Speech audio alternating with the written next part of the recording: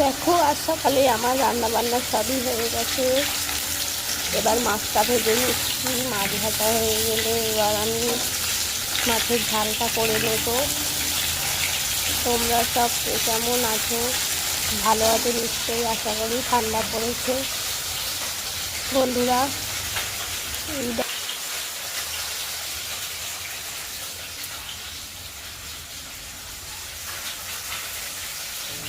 তোমাদের ভালো লাগলে অবশ্যই কমেন্টে জানাইও। ভালো লাগুক খারাপ লাগুক সবটাই জানাবে।